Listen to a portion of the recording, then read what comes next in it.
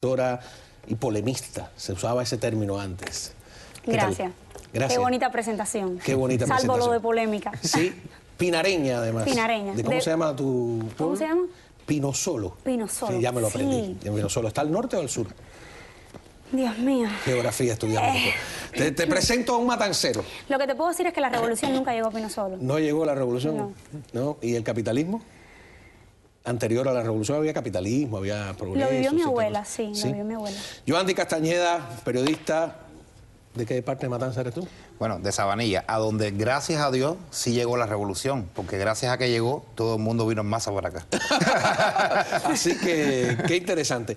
Dania, este tema que parece que tú eres la única que te aventuras así a lanzar en los periódicos, sobre la adaptación de los cubanos, sobre si son o no malagradecidos, sigue despertando mucho interés. Tú misma estabas explicando que en las redes sociales te critican muchísimo y un largo etcétera. Pero también hay otro artículo tuyo aquí sobre el tema que se llama Mafia Terrorista Anticubana, donde a ti te parece muy mal utilizado ese término de mafia. ¿Por qué? Sí, escogí precisamente ese título porque yo sabía que eso es un título clave que Cuba Debate y todo, no sé, toda esa serie de páginas digitales ahora que hay en Cuba que defienden el sistema lo van a tener presente. Y lo escribí porque antes había escrito otro que se llama Cubanos Equivocados, donde hablaba la historia de una chica que vino muy cercana a mi familia y estuvo un mes y se regresó. Y cuento la historia. Y entonces... ¿Y por qué es equivocado regresarse? No.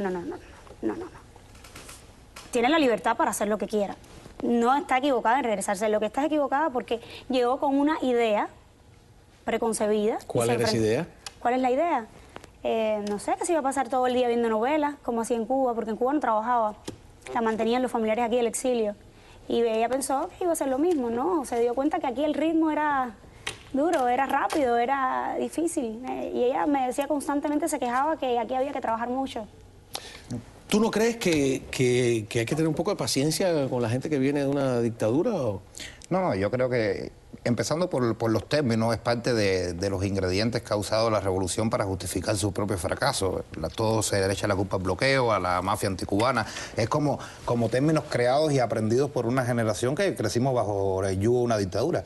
Y ahora, yo creo que sí, adaptarse, pasar de un régimen totalitario, donde con ausencia total de libertades, a vivir en democracia, a saber que tienes que trabajar para abrirte camino, a un lugar donde vale más el talento que los favores lengüinos y personales y chivatientes que puedes hacer por el camino, es difícil. Yo creo que mi generación, que nací en el 80, coincidiendo con el Mariel, es, yo lo diría, prácticamente una generación perdida, donde vi muchas mentes quedarse en el camino, muchos proyectos de vida truncarse, muchas personas morir en el intento de superarse.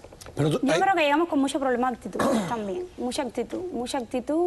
No estamos adaptados en Cuba, no estamos, y te digo, ¿qué edad tienes? ¿Eres de mi generación? Bueno, yo nací en el 80. Ah, bueno, estamos ahí, yo nací en el 84. Y en Cuba hay mucho problema de actitud. Yo no he nacido. ¿Qué te iba a decir?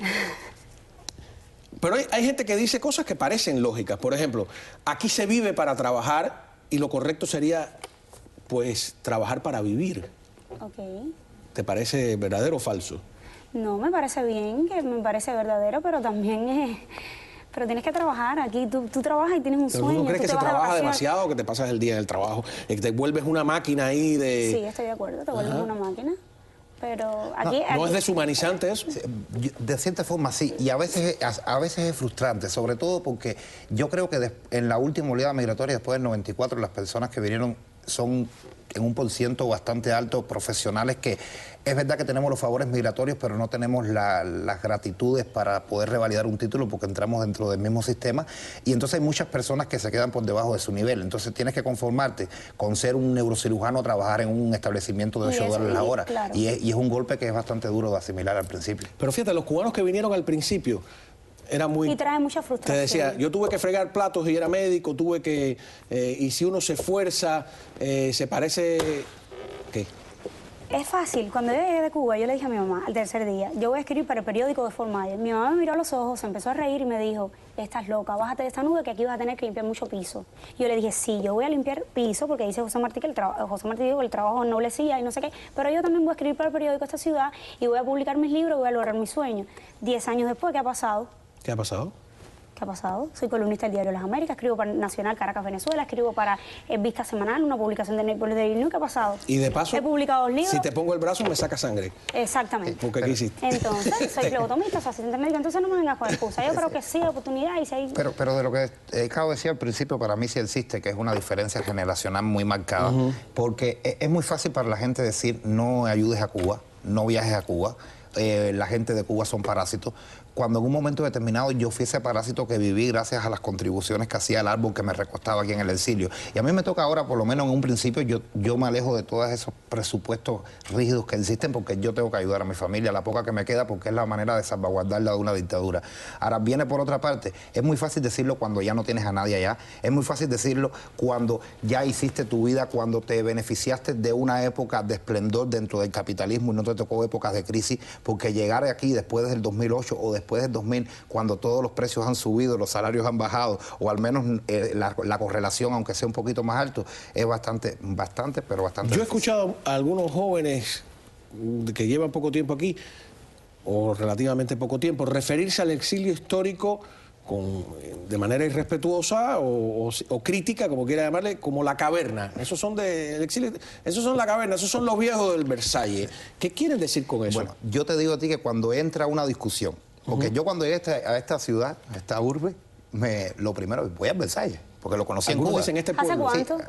Sí, yo en el 2011 llegué y fui a Versalles. Está recién llegado. Y yo me di cuenta cuando las personas de diferencias generacionales llegan a un punto clímax de la discusión donde todo el mundo se quedó sin argumentos, el joven dice, ustedes son de la política del café con leche, y el viejo le dice, ¿para qué hablas, con qué derecho si todo esto aquí lo construimos nosotros? Ya cuando se llegue a ese ¿Y quién nivel tiene de la razón en conversación, esa discusión? yo creo que los dos, Cabo. Hay mucha gente que se ha ¿Que aprovechado. los dos la tienen o que los dos no la tienen? No, que los dos la tienen y que los dos no la tienen. ¿Qué crees tú? Es que se me van del tema. ¿Cuál es el tema? El tema. Los cubanos vienen equivocados de Cuba. ¿Vienen o no vienen equivocados? ¿Qué piensas tú? Yo pienso que vienen equivocados, Bueno, no equivocadísimos. Acaba de venir del 2011. No, ¿Te sientes que viniste No, equivocado? yo creo que no. Yo creo que el cubano viene primero por Eres la... un 1%, un 10%. Sí, pero date cuenta que el cubano ve Miami como un oasis. Ve el oasis que no tenías en Pino Solo.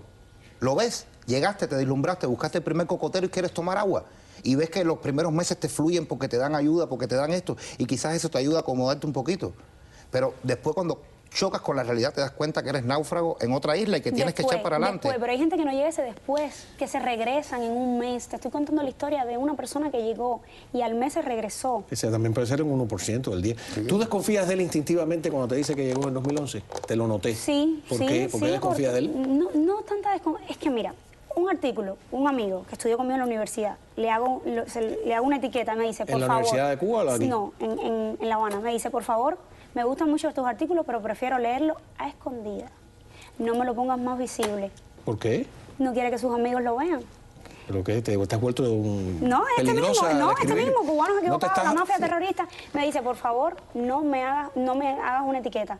No quiero que mis amigos lean tú dices eso. en Facebook y eso. En Facebook, no lo quiere tener en Facebook. ¿Qué me dices de eso? No, pero ¿Qué significa eso? Y aquí está cogiendo ayuda y... Sí, pero porque hay mucha gente que piensa y todavía... Yo creo que lo fundamental es que el cubano lleva tan arraigado la dictadura aprendida durante tantos años que hay muchos cubanos que aquí en Miami todavía tienen miedo de esa dictadura. Hay muchos cubanos que piensan que si dicen porque cuando yo salgo a la calle con un micrófono le hago una pregunta a la gente, hay veces que me dice de política no te hablo, pero no importa que sea joven, da lo mismo el viejo, porque como va a Cuba, tiene miedo que cuando llegue al aeropuerto lo viren sencillamente por dar una opinión libre en un sistema de democracia como el que vivimos. Pero yo creo que los jóvenes es increíble, yo también hago preguntas y me dicen, no quiero hablar de política, la política es sucia, es que eso es lo que nos enseñan desde niños. Ahora, el gobierno cubano está apostando a que haya un cambio generacional aquí en Miami y que ese cambio generacional favorezca a candidatos al Congreso o a otros cargos que estén contra el embargo, etcétera, etcétera, etcétera, ¿no? Sin embargo, la decepción viene porque esos jóvenes, cuando se hacen ciudadanos, tienen una poca participación política, no solo como electores, sino que tú te has dado cuenta que no hay prácticamente nadie que haya venido del 90 para acá o incluso hasta de los 80 y tantos que se postule a un cargo político. Como que nuestra generación cree que no tiene derecho a postularse o porque la barrera del idioma. ¿Por qué tú crees que pasa eso?